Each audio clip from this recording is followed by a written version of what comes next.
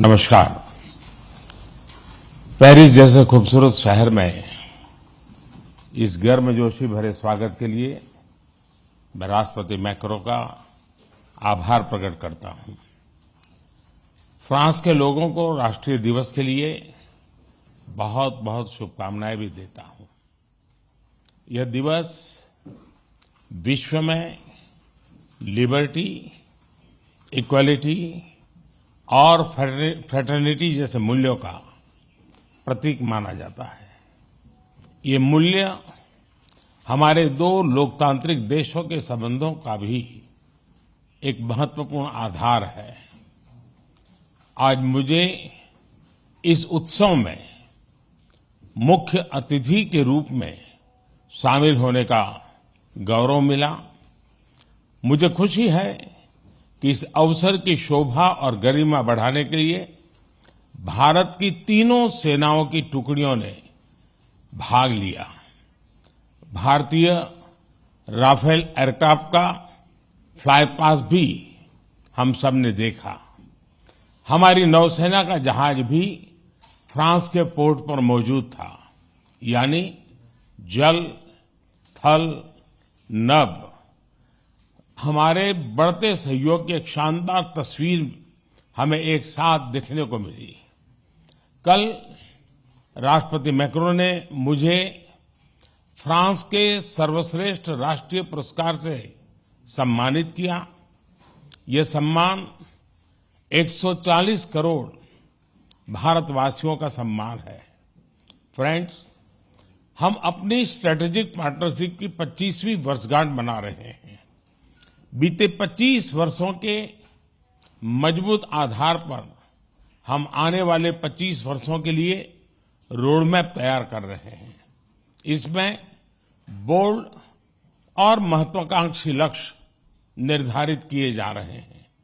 भारत के लोगों ने भी इस कालखंड में एक विकसित देश बनाने का संकल्प लिया है। इस यात्रा में हम फ्रांस को एक नेचुरल पार्टनर के रूप में देखते हैं।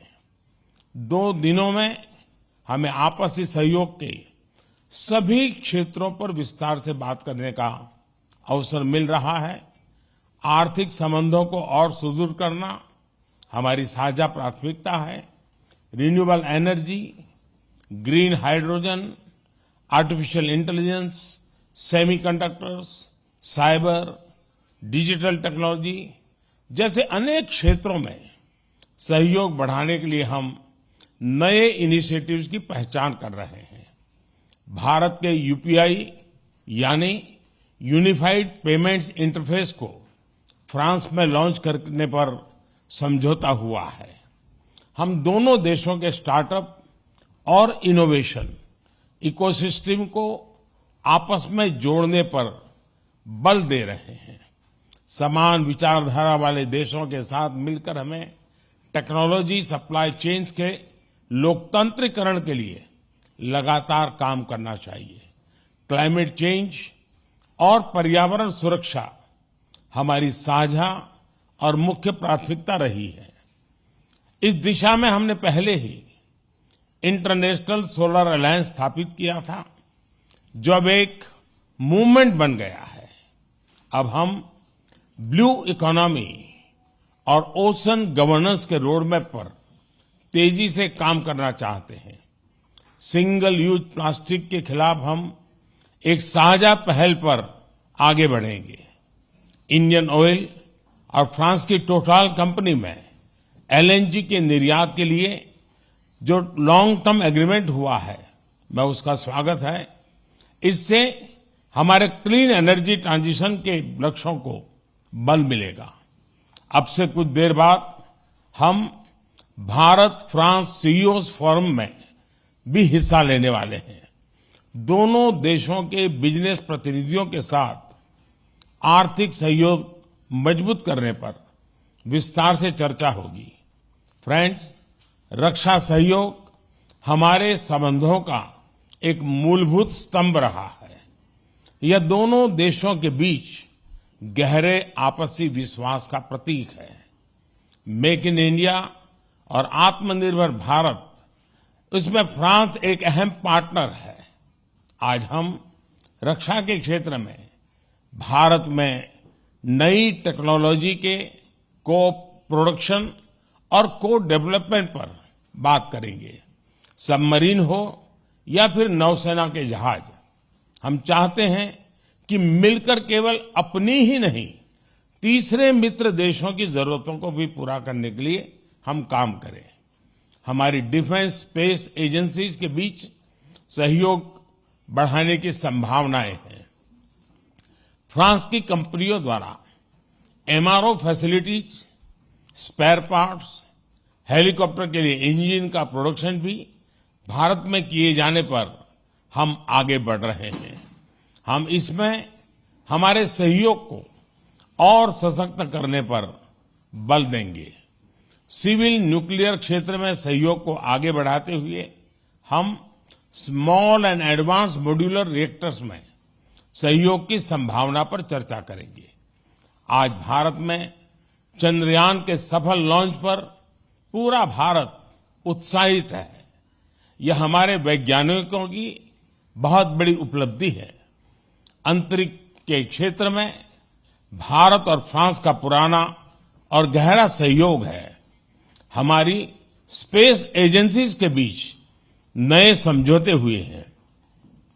इसमें सैटेलाइट लॉन्च सर्विसेज, समुद्र और धरती के तापमान और वातावरण को मॉनिटर करने के लिए तृष्णा सैटेलाइट बनाने का काम शामिल है। Space based maritime domain awareness जैसे क्षेत्रों में भी हम अपना सहयोग बढ़ा सकते हैं। फ्रेंड्स, भारत और फ्रांस के बीच लंबे समय से गहरे पीपल टू पीपल कांटेक्ट रहे हैं। हमारी आज की चर्चाओं से ये संबंध और मजबूत होंगे। हम फ्रांस के दक्षिण में मार्से शहर में नया भारतीय कॉन्सुलेट खोलेंगे। फ्रांस में पढ़े हुए भारतीय मूल के लोगों के लिए लॉन्ग टर्म वीजा देने के निर्णय का हम स्वागत करते हैं। हम फ्रांस के विश्वविद्यालयों को भारत में अपने कैंपस स्थापित करने के लिए आमंत्रित करते हैं। दिल्ली में बनाए जाने वाले नए राष्ट्रीय म्यूजियम में फ्रांस एक पार्टनर के रूप में जुड़ रहा है। अगले वर्ष पेरिस में होने वाले ओलंपिक्स के लिए सभी भारतीय एथलीट्स बहुत ही उत्सुक हैं।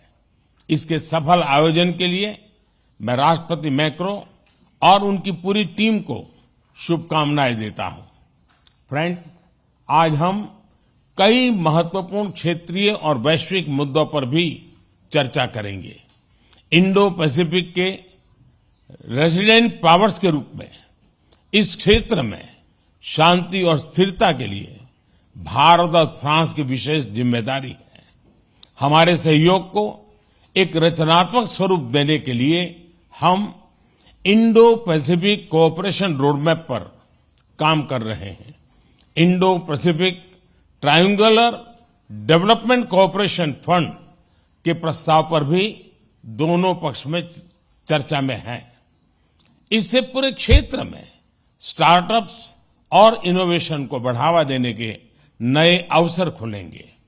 भारत के इंडो पैसिफिक ओशन इनिशिएटिव्स में फ्रांस द्वारा मैरीटाइम रिसोर्स पिलर को लीड करने के निर्णय का हम स्वागत करते हैं।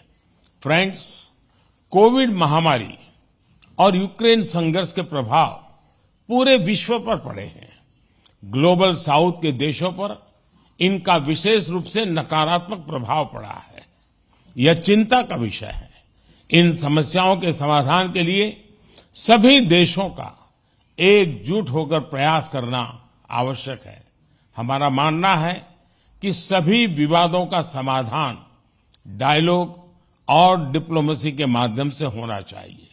भारत स्थायी शांति की बहाली में योगदान देने के लिए तैयार है। आतंकवाद के विरुद्ध लड़ाई में भारत और फ्रांस हमेशा साथ रहे हैं। हम मानते हैं कि क्रॉस बॉर्डर टेररिज्म को समाप्त करने के लिए ठोस कार्यवाही की आवश्यकता है। इस दिशा में सहयोग बढ़ाने पर दोनों देश सहमत हैं। राष्ट्रपति मैक्रो इस वर्ष G20 समिट के दौरान आपका भारत में स्वागत करने के लिए मैं और सभी भारतवासी बहुत ही उत्सुक हैं। एक बार फिर आपकी मित्रता और मुझे दिए गए आदर सत्कार के लिए मैं आपका बहुत बहुत धन्यवाद करता हूं। प्रधानमंत्री नरेंद्र मोदी और इमैनुअल मैक्रों को सुना आपने। दोनों राष्ट्राध्यक्षों ने साझा बयान जारी किया है। प्रधानमंत्री ने सबसे पहले दरअसल फ्रांस के लोगों को नेशनल डे की शुभकामनाएं दी और जो उनको सर्वोच्च सम्मान से सम्मानित किया गया उसके लिए शुक्रिया अदा किया। इसके साथ ही भारत और फ्रांस किन किन मुद्दों को लेकर आगे बढ़ रहे हैं, चाहे वो साझा सैटेलाइट बनाने की बात हो, ब्लू इकोनॉमी यानी कि जो ओशन से जुड़े कारोबार हैं उसको लेकर बात हो, इन तमाम पहलुओं को लेकर प्रधानमंत्री ने यहां पर जिक्र किया। अगले साल पेरिस में जो ओलंपिक होने वाला है उसको लेकर भी पीएम ने इमैनुअल मैक्रोन की टीम को शुभकामनाएं दी हैं। G20 में जो राष्ट्राध्यक्षों के साल के आखिर में बैठक होगी उसको लेकर इमैनुअल मैक्रों को आमंत्रित किया पीएम नरेंद्र मोदी ने। वीजा को लेकर शुक्रिया अदा किया। 5 साल से ज्यादा का वीजा जो पढ़ाई के लिए फ्रांस की सरकार ने हाल में करार किया है उसको लेकर भी प्रधानमंत्री ने आभार जाहिर किया।